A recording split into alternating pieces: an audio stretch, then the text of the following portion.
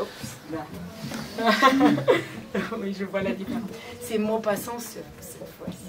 Maupassant qui a écrit une poésie, il est plus connu avec d'autres types de textes, mais je trouve que celui-là, il est très beau aussi. Ce soir-là, j'avais lu fort longtemps quelques auteurs. Il était bien minuit et tout à coup, j'eus peur. Peur de quoi? Je ne sais pas, mais une peur horrible.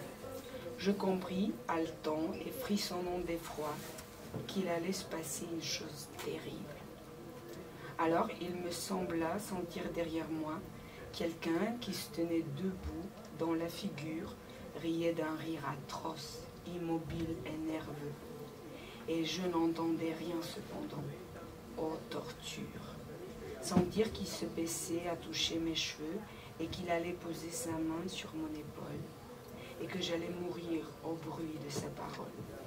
Il se penchait toujours vers moi, toujours plus près, et moi, pour mon salut éternel, je n'aurais ni fait un mouvement, ni détourné la tête, ainsi que des oiseaux battus par la tempête.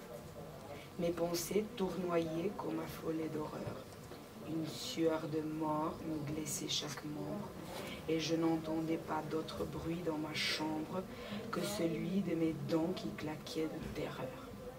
Un craquement se fit soudain, fou d'épouvante, ayant poussé le plus terrible hurlement qui soit jamais sorti de sa poitrine vivante.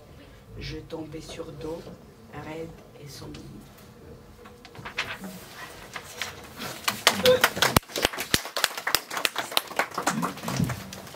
Et peut-être pour terminer, j'ai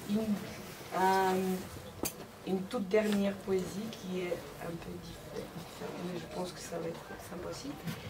C'est d'une poète que moi je ne connaissais pas, j'ai trouvé par hasard. C'est une poète franco-libanaise qui s'appelle Vénus Koura-Gata, je ne sais pas si vous la connaissez. Elle est née en 1937 et apparemment elle est encore en vie. La forêt a peur.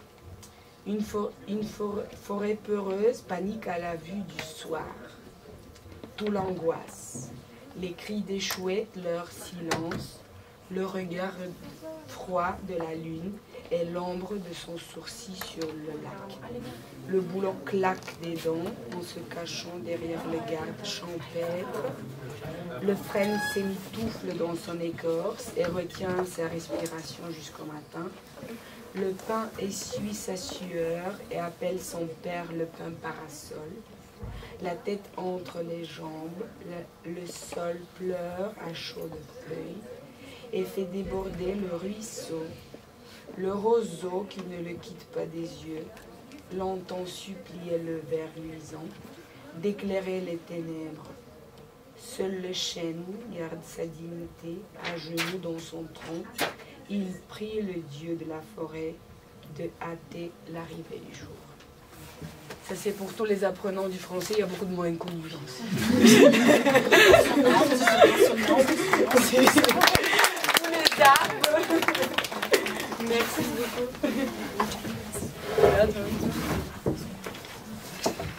Les arbres, je sais pas. Il y a quelqu'un. C'est pas le table. Ben, mais c'est ça pareil.